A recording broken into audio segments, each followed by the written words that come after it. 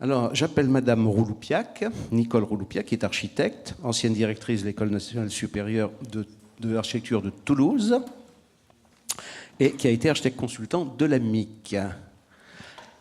Madame Christine Edkins, qui est architecte également, à l'atelier 2, 3, 4, avec des slash. Elle tient beaucoup aux slash, je crois, mais je ne sais pas comment on les prononce. Architecte Conseil de l'État, ancienne conseillère du Conseil d'ordre des architectes d'Île-de-France.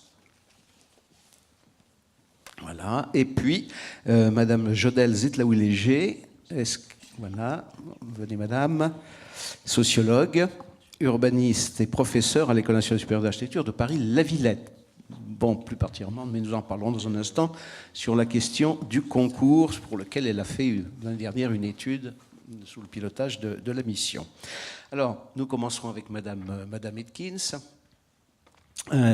qui a conduit de gros efforts de formation des maîtres d'ouvrage. On a parlé de la formation des maîtres d'ouvrage. On n'a pas créé cette école de formation dont M. Zulbert nous a parlé. C'est peut-être regrettable, mais vous en direz peut-être davantage. Mais malgré tout, est-ce qu'on peut constater au fil du temps une véritable professionnalisation de la maîtrise d'ouvrage telle qu'elle était appelée de leur vœu par un certain nombre de participants précédents? Alors, je vais répondre comme Jean-Pierre Duport, non, mais je vais développer un petit peu. En fait, l'AMIC a 40 ans. Moi aussi, j'ai 40 ans de conscience de l'intérêt public de l'architecture. En 77, j'étais au milieu de mes études. Et cet intérêt public est apparu par les sujets traités, une formation, et puis à l'issue du diplôme, des premiers concours publics. Comme certains d'entre vous ici, je suis de la génération des concours. C'est-à-dire que mon agence a commencé à se développer et à prospérer aussi bien intellectuellement que professionnellement par le concours qui, à l'époque, était la donnée de base de la commande publique et qui permettait aux architectes de faire de la recherche, d'étendre leurs connaissances et leur savoir, parce que les concours étaient bien organisés, étaient bien rémunérés. Et donc, je voudrais témoigner ici aujourd'hui, à la fois en tant qu'architecte, mais aussi, comme vous m'avez invité sur cette table ronde, en tant qu'architecte conseil de l'État, puisque je le suis depuis 1995 avec quatre territoires d'affectation, 2 ex-DDE, une DRAC et aujourd'hui une DDT. Et à l'époque, au fil du temps, à partir du moment où l'équipement de la France en bâtiment public a été extrêmement actif à partir de 81, bien entendu. Il y avait un relais de l'AMIC très important qui était les services des constructions publiques dans les ex-DDE. Ces services étaient dirigés par des personnes qui connaissaient la MOP sur le bout des doigts, la loi sur l'architecture sur le bout des doigts, qui connaissaient les métiers de la maîtrise d'œuvre et qui connaissaient les maîtres d'ouvrage. Et donc ces relais très importants, ils ont disparu au fil du temps, c'est-à-dire que je n'ai pu que constater, alors en tant que maître d'œuvre et aussi de l'intérieur dans mes missions d'architecte conseil, une régression de la place de l'ingénierie publique dans les collectivités. Et à mon sens, ça, c'est un problème extrêmement important aujourd'hui par rapport au constat que l'on peut faire les uns et les autres. Puisque ces services-là maîtrisaient tous les outils réglementaires, les outils juridiques, et à ce moment-là, en effet, tous les guides de l'AMIC, toutes les recommandations de l'AMIC étaient diffusées, relayées d'une manière systématique partout en France. Jacques Cabagneux, je ne sais pas s'il est là aujourd'hui, Jacques Cabagneux était connu partout en France. Et en fait, la MIC était à ce moment-là une garantie pour tous, pour les professionnels de la maîtrise d'œuvre et pour les professionnels de la maîtrise d'ouvrage, ou les non-professionnels de la maîtrise d'ouvrage, comme ils sont extrêmement nombreux, c'est-à-dire les petites collectivités, les élus. Et aujourd'hui, avec la disparition de l'ingénierie publique, ils ne savent plus à qui s'adresser. C'est-à-dire qu'on voit en ce moment, avec des intercommunalités qui peinent à se structurer, on voit que ces relais ont extrêmement de difficultés à exister. Et donc, ce qui se passe aujourd'hui, c'est que on n'a plus cette compétence dans les services déconcentrés. Les maîtres d'ouvrage occasionnels ne l'ont plus. Seuls ceux qui sont d'une taille suffisante peuvent estimer avoir des compétences en interne. Et donc il y a une déqualification assez phénoménale, à mon sens, qui existe partout. Et la déqualification, elle touche les programmes, vous en avez parlé, elle touche les procédures, et elle touche aussi les jurys, puisqu'il y a beaucoup moins de concours. Et donc, les lieux où la parole sur l'architecture pouvait se diffuser sont maintenant beaucoup plus réduits. Et alors, je dirais qu'il y a eu une étape suivante qui, heureusement, aujourd'hui peut être à nouveau oubliée, c'est la disparition de l'obligation des concours pour les bailleurs sociaux. Ça a été un coup, je dirais, assez fatal pour l'architecture du logement, puisque les opérations ne s'attribuaient plus en discutant d'architecture, en parlant de qualité, en parlant de ville, mais en parlant référence, moyens, prix. Et donc la production architecturale, elle s'en est ressentie, puisque quand il n'y a pas d'émulation, il n'y a pas de mise en concurrence, la production est moins bonne. Le dumping augmente, et bon, toutes les conséquences que vous connaissez. Et donc aujourd'hui, on voit les sirènes de la promotion privée qui chantent aux oreilles des collectivités d'une manière très intense, qu'elles soient indépendantes ou qu'elles soient intégrées au major du BTP. La première étant d'ailleurs souvent plus professionnelle que la seconde. Et les collectivités leur abandonnent souvent les rênes. Et donc aujourd'hui, on voit quand même dans de nombreux endroits, que ce soit des territoires urbains ou des territoires ruraux, on voit la fabrication de la ville et la fabrication de l'espace public être déléguées à des personnes dont ça n'est pas le métier, dont ça n'est pas la compétence. Voilà, donc moi je ferai une conclusion, puisque je fais de temps en temps un petit sondage dans des régions rurales. Qui connaît la MIC? Pas grand monde, malheureusement. Et donc je dirais que moi j'ai aujourd'hui un souhait, c'est que la MIC puisse retrouver ses relais en région, aider à les structurer, aider à les fabriquer.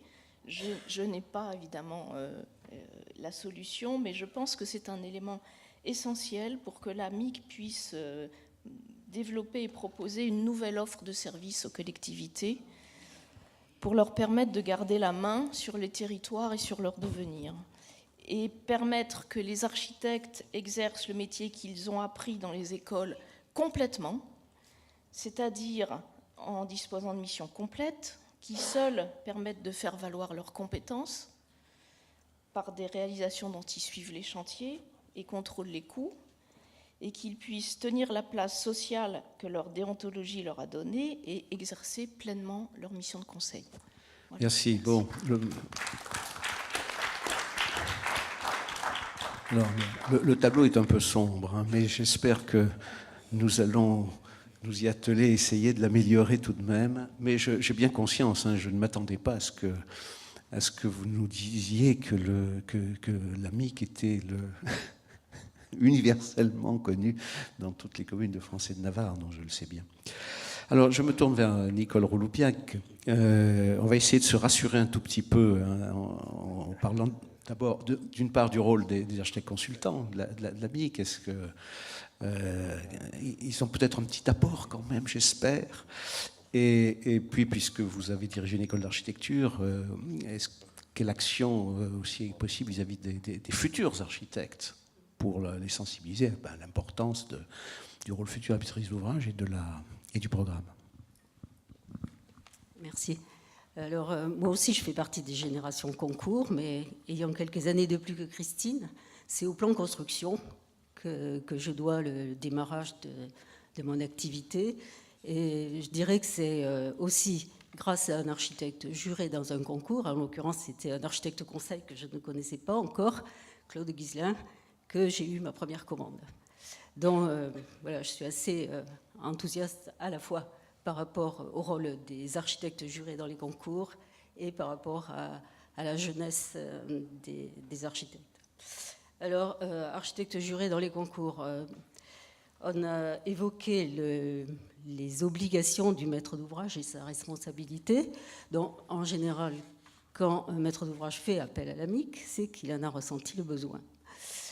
Mais tout n'est pas gagné pour autant. En arrivant dans un jury MIC, il faut commencer à faire de la pédagogie autour de ce mot MIC, parce que si le président du jury sait de quoi il en retourne, la totalité des membres, ou presque, ne sait pas ce que ça veut dire. Donc, premier acte de pédagogie. Ensuite, je dirais que les architectes jurés de concours, ce sont des missionnaires. La MIC a eu entre 30 et 45 architectes jurés. Ils sont missionnaires à travers toute la France, à la fois pour porter la bonne parole et pour aller là où les maîtres d'ouvrage publics les demandent. Ce rôle, je m'associe au remerciement par rapport à la MIC, parce que certes, cela demande beaucoup d'énergie de la part des architectes, mais il y a aussi des retours très positifs sur les rencontres que l'on peut faire et sur les cas de figure que l'on a à aborder. Alors, l'architecte juré, c'est d'abord son expérience qui est importante, son rôle d'alerte par rapport aux éléments de l'appel d'offres, son rôle de pédagogue et en même temps la méthodologie qu'il peut apporter. Si la MIC, c'est la promotion de l'architecture, évidemment, les architectes jurés, leur premier rôle, c'est de veiller à ce que les conditions de la qualité et de création de cette qualité existent. Et ces conditions, elles se déclinent un peu à tous les niveaux. Alors, si je parle de l'expérience des architectes jurés, il connaît les procédures, il connaît le milieu architectural et sa production, il a une capacité d'évaluation rapide des dossiers, ce qui est assez essentiel dans la mesure où un appel à candidature, c'est vite 80 à 100 dossiers. Or, si le maître d'ouvrage consacre une demi-journée, c'est vraiment le maximum. Et donc, il faut avoir cette capacité d'évaluation. Il faut aussi pouvoir révéler de jeunes équipes, de nouvelles équipes, et éviter que le maître d'ouvrage s'enferme dans des schémas préétablis. Enfin, le programme n'est souvent pas finalisé à ce stade de la sélection des équipes, donc l'architecte juré peut intervenir sur des manques qualitatifs du programme. Par exemple, un diagnostic par rapport à un bâtiment existant qui est trop léger par rapport à une intervention sur un bâtiment dont on ne sait pas du tout qui est l'auteur de ce bâtiment, il est ignoré, des éléments de ce type. Sur son rôle d'alerte et de veille, évidemment, si l'estimation prévisionnelle du maître d'ouvrage par rapport à l'ambition du programme est flagrante, l'architecte juré, il le voit. Et à ce moment-là, il alerte le maître d'ouvrage. C'est pas très facile, parce que le budget est en général voté.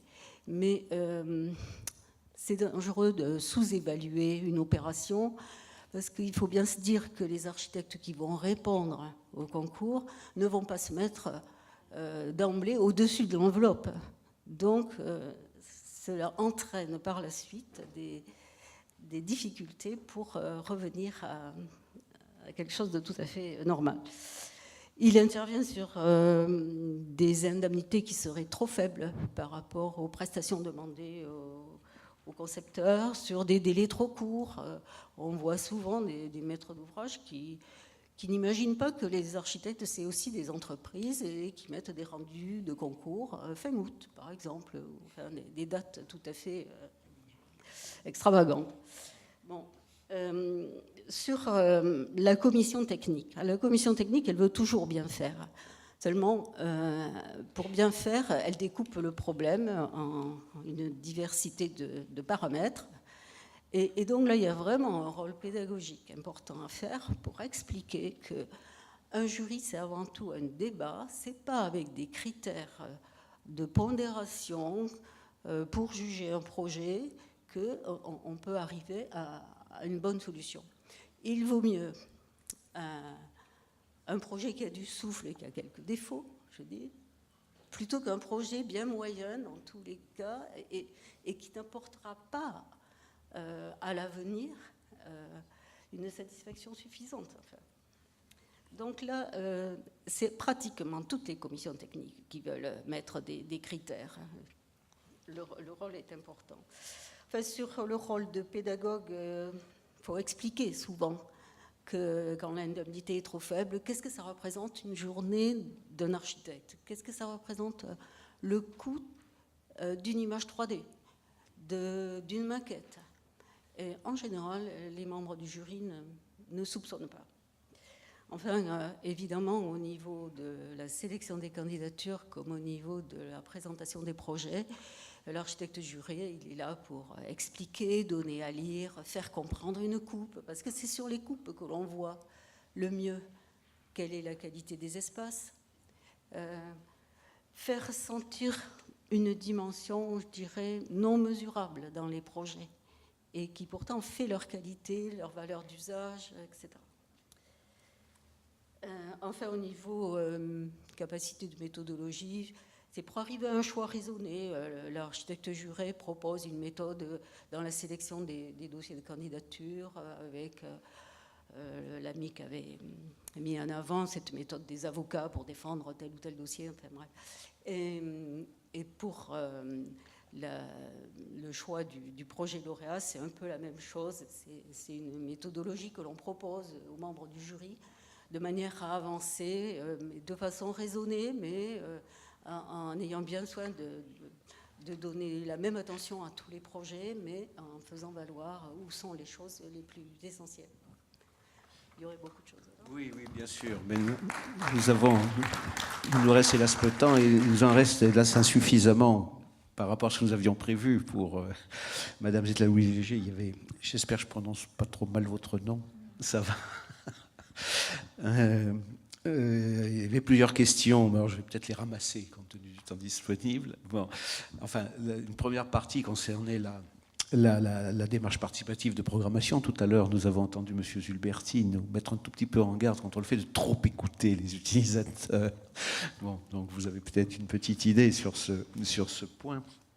Et puis il y a le concours proprement dit, et le concours de maîtrise d'œuvre. Une étude a été réalisée sous le pilotage de l'AMIC. Donc vous avez sûrement beaucoup de choses à nous dire sur le concours. Vous avez entendu ce qui a été dit tout à l'heure. Le concours a plein de défauts, alors on se demande par quoi le remplacer, puis quand on se demande par quoi le remplacer, on ne trouve rien, donc finalement on le garde. Voilà. Alors peut-être grâce à vous, quelques progrès pourront-ils être réalisés. Merci de l'invitation aussi. Je vais être assez rapide sur la question de l'implication des citoyens, notamment utilisateurs usagers, parce qu'on va développer, je pense aussi, ce propos dans le cadre de la deuxième partie de la matinée.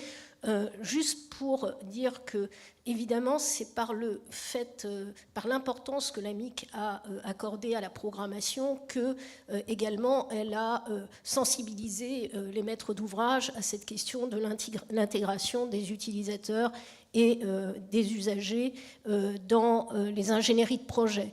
Alors, ce que je voudrais dire juste à ce sujet qui fait lien avec les remarques sur la question de la formation des maîtres d'ouvrage et aussi des programmistes, avec quelques collègues de l'Institut d'urbanisme de Paris, puis aujourd'hui devenu École d'urbanisme de Paris, aujourd'hui avec l'école d'architecture Paris-La Villette et l'école des ingénieurs de la ville de Paris, nous mettons en place des formations initiales et continues en programmation architecturale, urbaine et génie urbain.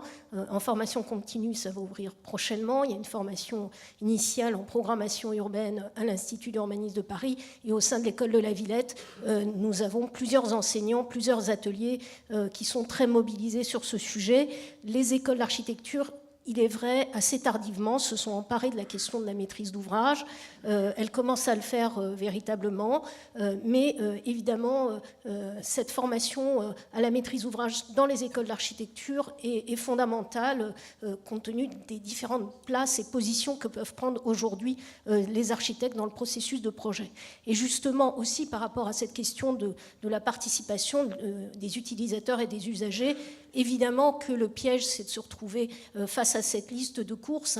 C'est quelque chose qu'on entend depuis pas mal d'années, mais je vais rassurer Monsieur Zulberti, aujourd'hui on a des méthodes qui permettent de travailler dans une ingénierie largement collaborative, dans lequel la question c'est bien de faire dialoguer l'ensemble, c'est pas simplement de donner la parole à telle personne et de la prendre pour argent comptant en quelque sorte, mais c'est vraiment dans une réflexion par itération entre les différents acteurs et en les mettant tous autour de la table et non pas en allant les voir chacun successivement, qu'on arrive à co-construire des programmations tout à fait intéressantes et qui suscitent de l'innovation, parce que c'est ce que montrent aussi les recherches et les expériences que l'on mène aujourd'hui.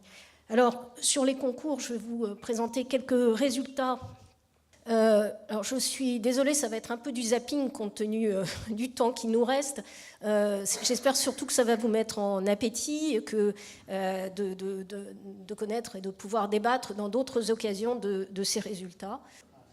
Voilà, donc c'est une recherche qui a été menée pendant 1 an et demi, financée par l'AMIC et le ministère de la Culture, sur 10 ans de pratique des concours en France. Donc, dans le cadre d'un laboratoire, qui est le laboratoire auquel j'appartiens, laboratoire Espace Travail, à l'école d'architecture Paris-La Villette, et avec également un partenariat avec l'école de Toulouse. Alors, pour nous, ce qui nous semble très important, compte tenu des différents acteurs qui sont concernés par cette question du concours, c'était de mettre en place un processus concerté, processus de recherche concertée en quelque sorte. Aujourd'hui, je dirais qu'on est un certain nombre de chercheurs à penser qu'on ne peut pas produire de la recherche uniquement en laboratoire sans associer également, en l'occurrence ici, des organismes de maîtrise d'ouvrage, des organisations professionnelles. Donc on a mis en place un comité de pilotage et un comité technique à la fois pour construire les outils de questionnement et pour interpréter les résultats. On a effectué une analyse exhaustive de l'ensemble des avis de publication au BOMP et aussi avec un certain nombre d'annonces qu'on a sélectionnées dans des journaux d'annonces légales dans la période 2006-2015. Donc ça a été un travail statistique tout à fait considérable, qu'on a complété par des enquêtes par questionnaire assez touffus, auprès de maîtres d'ouvrage, d'assistants à maîtrise d'ouvrage en programmation, et aussi du côté de la maîtrise d'œuvre, du côté des ingénieurs et du côté des architectes concepteurs. Le travail a été aussi l'occasion d'engager des monographies d'opérations dans des conditions d'évolution de la maîtrise d'œuvre, enfin, dans des contextes opérationnels différents, et puis, mais toujours en situation de concours, et puis des focus group auprès desquels on a testé aussi nos propositions. Alors, quelques résultats. On a en fait sur la période à peu près 1000 concours qui ont été organisés avec une baisse qui a été importante entre les années 2011 et 2014, une reprise qu'on voyait poindre en 2015. Mais bon, ce qu'il faut dire, c'est que entre 2012 et 2014, on a eu un impact assez important de la crise économique générale qui s'est répercutée notamment dans le champ de la construction et en particulier pour ce qui concerne les finances publiques, une diminution qui a eu des effets importants sur la dévolution du nombre de concours. La réalisation d'équipements publics reste l'objet principal de concours, soumis à concours, puis arrivaient les logements, et comme ça a été évoqué tout à l'heure, en fait, à partir de 2011, et le fait que l'obligation de concours ne se pose plus sur le logement social, cela a conduit à une baisse assez significative du recours au concours dans ce domaine, amplifiée là aussi par la baisse de la commande publique entre 2012 et 2015. On a regardé aussi s'il y avait des effets de contexte à la mise en œuvre de concours, et on a remarqué que bien souvent, en fait, il y avait une, entre guillemets, surreprésentation du nombre de concours dans des localités, dans des départements où il y avait des débats assez importants sur la qualité architecturale, sur la question de l'architecture, donc en général, souvent suscitée par la présence d'écoles d'architecture, mais aussi, par exemple, de CAE. Alors, ce qu'on a aussi noté, c'est qu'un tiers des maîtres d'ouvrage qui ont été interrogés au cours de cette étude ont continué à utiliser le concours, bien qu'ils n'en étaient pas soumis au plan réglementaire, ce qui montrait bien un certain intérêt pour cette procédure. Alors cet intérêt, il se pose notamment à 4 niveaux. Le fait que la maîtrise d'ouvrage soit face à plusieurs propositions de conception, ce qui lui laisse un véritable choix à ce stade. Le concours aussi permet, mais en fait c'est pas le concours tout seul, j'allais dire, c'est toute l'ingénierie qui va avec, c'est ça qui est vraiment important, permet de mieux légitimer et sécuriser des prises de décision pour la maîtrise d'ouvrage vis-à-vis, et notamment la collectivité vis-à-vis d'un certain nombre de partenaires. Un mode de consultation qui est assez mobilisateur au niveau local autour d'un projet. Là aussi, on peut souligner que les relations entre l'aménageur et la collectivité se retrouvent resserrées par cette dynamique de concours. Et puis, il y a un débat qui est relativement suscité, plus important, sur la question de la qualité architecturale des projets. De nouveau, cette question alors, de l'intérêt du concours au plan du dialogue que cela permet de mieux construire entre la maîtrise d'ouvrage et les architectes. C'est les 2 tiers des architectes qui font état de ce point de vue. Et pour les assistants à maître d'ouvrage, eh bien, le concours permet non seulement d'explorer des solutions intéressantes, mais aussi d'identifier des questions que ne s'était pas forcément posées au départ la maîtrise d'ouvrage.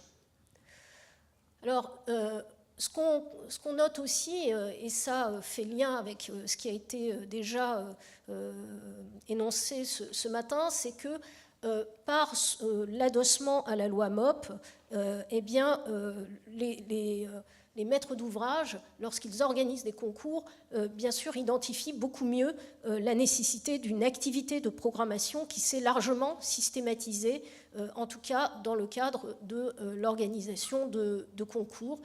Cette notion a été intégrée par la plupart des maîtrises d'ouvrage. Pour autant, il y a des critiques qui restent non négligeables, sur en particulier la qualité des programmes, qui peuvent être considérés parfois par les professionnels, d'ailleurs aussi bien d'un côté comme de l'autre, maîtrise d'ouvrage ou maîtrise d'œuvre, comme pas assez professionnels, parfois incohérents, pas assez stratégiques, parfois pas assez ouverts, trop détaillés au plan technique ou bien incomplets, et puis également des critiques sur le fait que les maîtres d'ouvrage ne prolongent pas suffisamment les missions de programmation après la désignation de la maîtrise d'œuvre. Alors, un des aspects qui cristallise énormément de critiques autour du concours, c'est la phase de candidature, à la fois de formulation de candidature, de préparation de candidature et de sélection. Elle apparaît pour la plupart des acteurs comme celle qui, aujourd'hui, doit être absolument améliorée. Alors le coût, notamment, et le temps d'élaboration des candidatures s'avèrent régulièrement assez dissuasifs pour les maîtres d'œuvre, ce qui conduit à expliquer ce résultat qui est quand même assez important. Aujourd'hui, compte tenu du fait qu'on avait un échantillon représentatif dans notre enquête, on constate que plus de 15 000 architectes responsables d'agences affirment ne pas avoir pu remporter de concours au cours des 5 dernières années. Et par ailleurs, on a une concentration du nombre de concours remportés entre quelques agences, pour la plupart de grosses agences, 3% des agences en fait de plus de 10, ce sont des agences de plus de 10 personnes, ont gagné plus de 6 concours au cours des 5 dernières années. Une prime qui serait souvent sous-évaluée, de 20 à 50% par rapport au travail effectivement réalisé.